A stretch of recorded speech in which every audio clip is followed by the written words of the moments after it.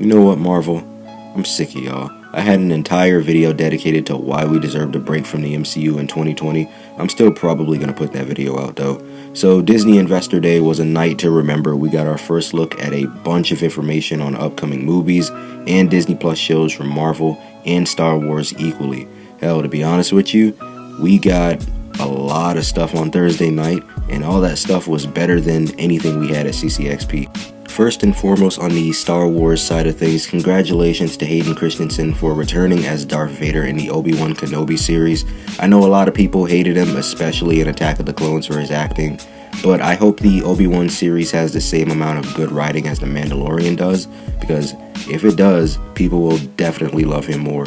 And I'm hella excited for that Ahsoka Tano series. She's a character that everyone, including myself, fell in love with back in, I believe, Clone Wars came out in 2008. So, yeah, it was a dream seeing her in live action, and I can't wait to see the series. I think we're also getting a Lando series. I don't know if Donald Glover is going to have anything to do with it. But anyway, we're not here to talk about Star Wars. We are here to talk about Marvel, and I am not going to waste any more time because it's freezing in here.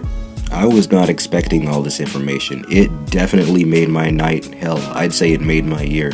So we're going to go through everything one by one, and I'm going to give my quick initial thoughts on everything. So we got our second look at WandaVision, which wasn't always on my radar in the beginning, but with the first and second trailer, this has the potential to be one of the most unique shows that they're going to throw at us. Wanda's definitely going to destroy the multiverse if she keeps this up, but if it's getting us to that House of M Scarlet Witch, I'm all for it. I think she's definitely going to be the first big major threat in the MCU in Phase 4, but we'll see. WandaVision comes to Disney Plus on January 15th of 2021. We got our first look at the Falcon and the Winter Soldier, and it is everything I wanted it to be. I mean, come on, that entire scene of him flying through the canyon, be honest with yourself, Falcon's never been cooler. I remember seeing so many people say that they wanted to see a show of Sam and Bucky after a Captain America Civil War came out, and Mickey Mouse was up there collecting the Infinity Stones. Like, yeah, just wait on it. And it seems like they're definitely going to touch on some serious topics of Sam not getting that shield. He'll probably have it in the beginning, they'll take it away from him, and he might not get it back until the end of the season. All in all, this is my most anticipated series coming to Disney Plus, and I cannot wait. The Falcon and the Winter Soldier hits Disney Plus in May of 2021. We got a longer look at the Loki series, and I was one of those people who thought Loki should have stayed dead after Infinity War, because I felt like that was a good arc for him, being the villain turned anti-hero who makes a big turnaround in Ragnarok and Infinity War. But this isn't our Loki, it's 2012 Loki, and come on, it's Tom Hiddleston. The man can play Loki until he's 50 if he wants to.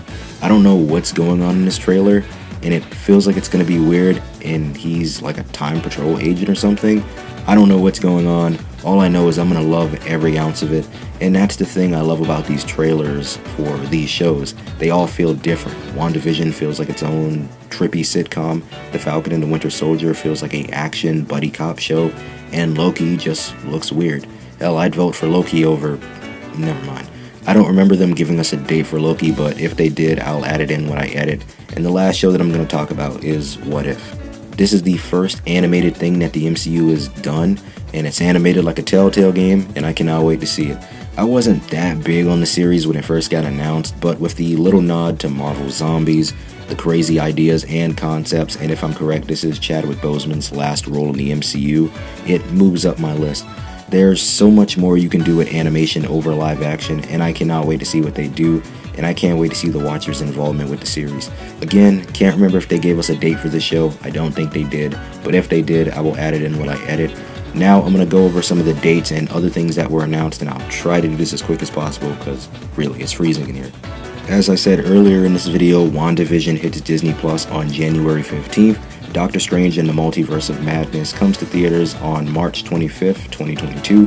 Sam Raimi is still the director, and Kevin Feige says that it's going to be mind-bending and scary, which makes sense why they get Sam Raimi to do it. That man and horror goes together like cookies and milk.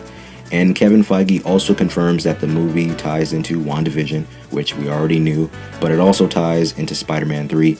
basically confirming the Spider-Verse rumors, and I do have my thoughts on this, which I will talk about for another video. The Falcon and the Winter Soldier comes to Disney Plus in March. Black Widow is still coming to theaters on March 7th of 2021, and I'm very happy about that. I know everybody really wanted to see this movie, and we've wanted to see a Black Widow movie since 2010. And now that we're getting it, I feel like dropping it to Disney Plus would make it seem like they don't care about her character, considering this is Scarlett Johansson's last MCU movie role. I think it definitely deserves to be seen on the big screen.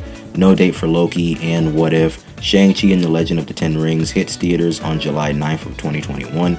Miss Marvel hits Disney Plus next year, and it has some great directors on board, and it'll be fun to see what they do with her, because I just got into her character. I own a couple of her most recent comics, and she was a fan favorite in the Avengers game, so I know the MCU will add more heart to her character. Miss Marvel will also be in Captain Marvel 2. Again, no date for that film because they just started production. The Eternals is set to release on November 5th of 2021. I'm still not excited about this. I mean, maybe if a trailer comes out, it'll grab me because it has a great cast backing it. Haley Steinfeld was confirmed to be playing Kate Bishop for the Hawkeye series coming to Disney Plus. I mean, come on Disney, we saw the set photos, we knew it was true. She-Hulk is coming to Disney Plus, and Tatiana Maslany was confirmed for the series. Excuse me if I said her name wrong. And so was the Hulk, Mark Ruffalo, and Tim Roth will be back as Abomination. Hoping we get a rematch. I doubt it, but I'm hopeful. The Moon Knight series has a director. It's going to be a Indiana Jones type of series. Hoping Oscar Isaac is attached to this. I really wanted Keanu Reeves to play Moon Knight. Well, I wanted him to play like 3 people in the MCU. I wanted Keanu Reeves, I'm getting sidetracked. I wanted Keanu Reeves to play either Ghost Rider, Moon Knight, or Wolverine. But if Oscar Isaac is attached to this, I'm down for him. They said it's going to be a whole different vibe, so if they want to go to some dark places with Moon Knight, I'm all for it. We're getting a Secret Invasion series, which I honestly thought was going to be the main arc of Phase 4 after Spider-Man Far From Home. It could still be that after they deal with the multiverse. Samuel L. Jackson and Ben Mendelsohn will be back for the series. Did I say his last name wrong? Sorry if I did. Secret Invasion is a huge crossover, and they're bringing it to Disney Plus, and I cannot wait to see what they do with it. Ironheart is coming to Disney Plus. I just want to see what they do with her character, because a lot of people did not like her when she first debuted. But let's see what they do, and the series will also tie into the movies. We're getting a Armor War series with Don Cheadle returning as War Machine, and yes, Marvel, I was looking for that. I believe it's based on a comic series that I never read, so I do need to do some research on that. We're getting a Guardians of the Galaxy holiday special, guaranteed to be better than the Star Wars one, original joke, do not steal, with James Gunn writing and directing, and Guardians of the Galaxy Volume 3 comes to theaters in 2023. Got a long wait. We're also getting a I Am Groot series, which I think is going to be animated. Sounds like Baby Yoda has some competition. I know his name is Grogu, but I'm not calling him that. Thor Love and Thunder begins filming in January, and they have confirmed that Christian Bale will play the villain, and the film will release on May 6th of 2022. No big update on Blade, but they will have announcements about that coming very soon. Ant-Man 3 gets a title, Ant-Man and the Wasp Quantumania, which makes sense. They've dealt with the quantum realm in the last 2 movies.